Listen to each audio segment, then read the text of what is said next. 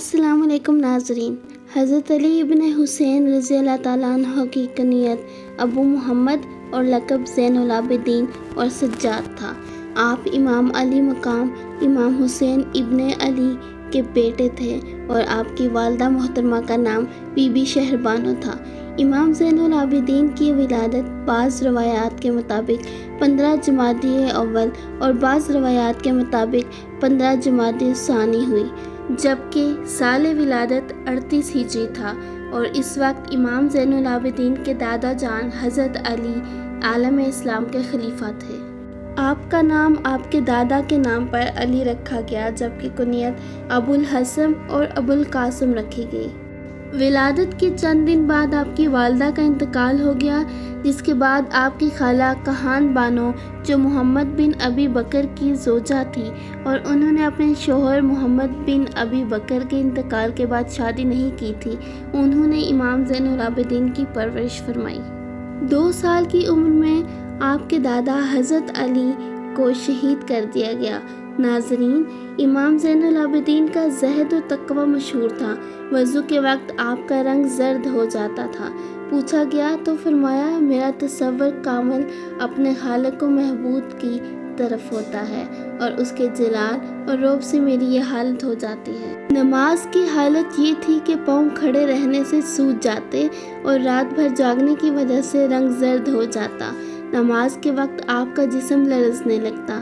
سجدوں کی کثرت کی وجہ سے آپ کا نام سید الساجدین اور سجاد پڑ گیا تھا۔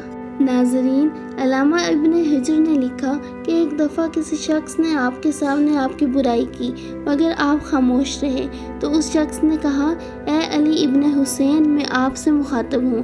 تو آپ نے فرمایا کہ رسول اللہ صلی اللہ علیہ وسلم نے فرمایا ہے کہ جاہلوں کی بات کی پرواہ نہ کرو، اور میں اس پر عمل کر رہا ہوں۔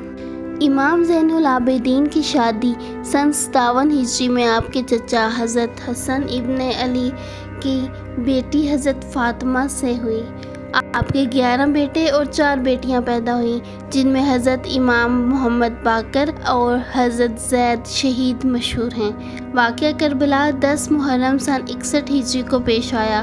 28 رجب سن 60 ہجری کو آپ اپنے والد امام علی مقام امام حسین علیہ السلام کے ہمراہ مدینہ سے مکہ تشریف لائے، اور 8 ذی الحج سن 60 ہجری کو جب امام حسین علیہ السلام حج کو عمرہ سے بدل کر کربلا کی طرف روانہ ہوئے تو امام سجاد بھی آپ کے ہمراہ تھے۔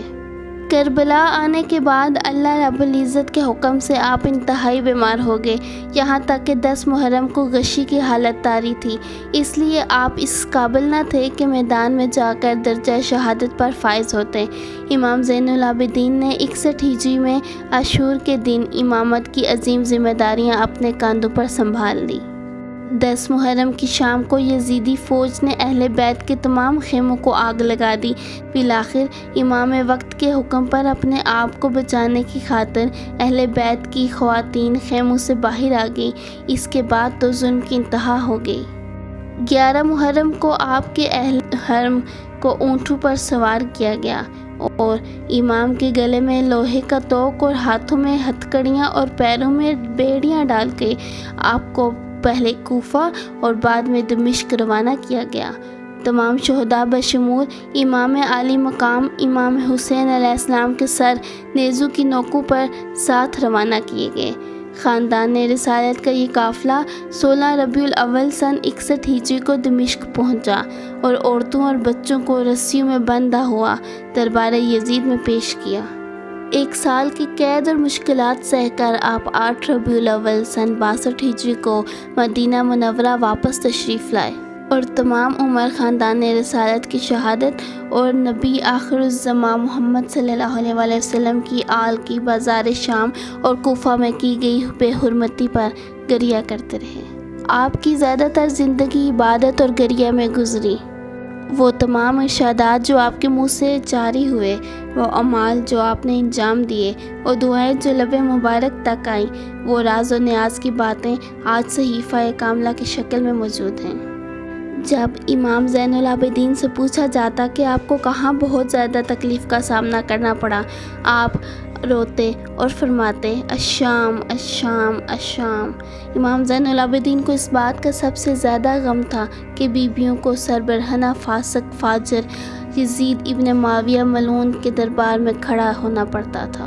دمشق میں فاسق و فاجر مرتد یزید ابن معاویہ لعین کے دربار میں امام زین العابدین نے جو مشہور خطبہ دیا اس کا ایک حصہ یوں ہے: میں پسرے زمزم و صفا ہوں، میں فرزند فاطمۃ الزہرا ہوں، میں اس کا فرزند ہوں جسے پس گردن ذبح کیا گیا، میں اس کا فرزند ہوں جس کا سر نوک نیزہ پر بلند کیا گیا۔ ہمارے دوست روز قیامت سیر و سراب ہوں گے اور ہمارے دشمن روز قیامت بدبختی میں ہوں گے۔ یہ خطبہ سن کر لوگوں نے رونا اور شور مچانا شروع کیا تو یزید گھبرا گیا۔ اس نے مؤذن کو کہا کہ اذان دے۔ امام خاموش ہو جائیں۔ اگر اذان کا وقت ہوتا تو ٹھیک تھا، مگر اس وقت نہ اذان کا وقت تھا اور نہ نماز کا۔ یزید کے حکم پر اذان شروع ہوئی تو امام زین العابدین خاموش ہو گئے۔ جب مؤذن نے جناب محمد رسول اللہ صلی اللہ علیہ وآلہ وسلم کی رسالت کی گواہی دی تو امام سجاد رو پڑے اور کہا کہ یزید تو بتا کہ محمد صلی اللہ علیہ وآلہ وسلم تیرے نانا تھے یا میرے؟ یزید نے کہا کہ آپ کے۔ تو حضرت علی بن حسین رضی اللہ تعالیٰ عنہ نے فرمایا پھر کیوں تو نے اہل بیت کو شہید کیا؟ یہ سن کر یزید کہتا ہوا چلا گیا کہ مجھے نماز سے کوئی واسطہ نہیں۔ اسی طرح آپ کا ایک اور خطبہ بھی مشہور ہے جو آپ نے مدینہ واپس آنے کے بعد دیا۔ آپ ربیع الاول 62 ہجری کو مدینہ واپس پہنچے۔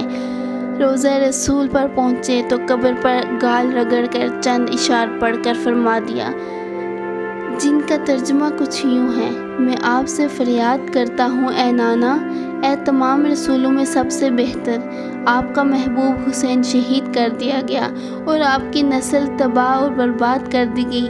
اے نانا، میں رنج و غم کا مارا آپ سے فریاد کرتا ہوں کہ مجھے قید کیا گیا اور میرا کوئی حامی اور مدافعت کرنے والا نہ تھا۔ اے نانا، ہم سب کو اس طرح قید کیا گیا جیسے لاوارث کنیزوں کو قید کیا جاتا ہے۔ اے نانا، ہم پر اتنے مصائب ڈھائے گئے جن کو انگلیوں پر گنا نہیں جا سکتا۔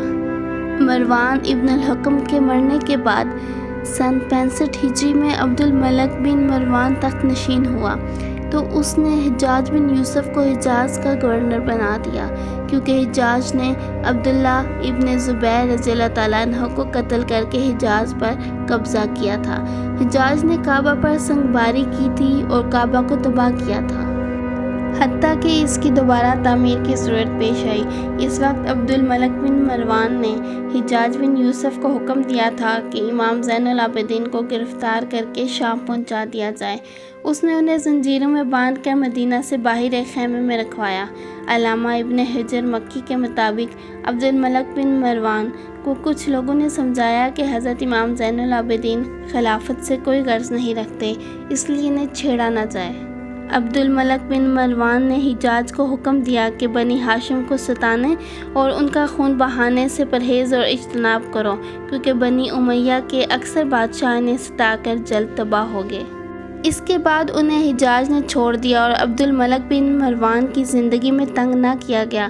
جب حجاج نے کعبہ کو تباہ کیا اور کعبہ کی دوبارہ تعمیر ہوئی تو حجر اسود کو نصب کرنے کا مسئلہ ہوا، کیونکہ جو کوئی بھی اسے نصب کرنا چاہتا تو حجر اسود مسترد رہتا اور اپنے مقام پر نہ ٹھہرتا۔ بالآخر حضرت امام زین العابدین نے بسم اللہ پڑھ کر نصب کیا تو بخوبی نصب ہو گیا۔ اگرچہ آپ گوشہ نشین تھے اور خلافت کی خواہش نہ تھی، مگر حکمرانوں کو ان کے روحانی اقتدار سے بھی خطرہ تھا اور خوف تھا کہ کہیں وہ عروج نہ کریں۔ چنانچہ 95 ہجری میں ولید بن عبد الملک لعین نے امام زین العابدین کو زہر دے دیا۔ امام زین العابدین کو 25 محرم سن 95 ہجری کو شہادت پر فائز ہوئے۔ آپ کی تجہیز و تکفین آپ کے فرزند اور امام حضرت امام محمد باقر نے کی اور آپ کی تدفین جنت البقیع میں امام حسن ابن علی کے پہلو میں کی گئی۔ آپ کی شہادت کے بعد آپ کا ایک اونٹ آپ کی قبر مبارک پر فریاد کرتا رہا اور آپ کی شہادت کے 3 دن بعد وہ بھی مر گیا۔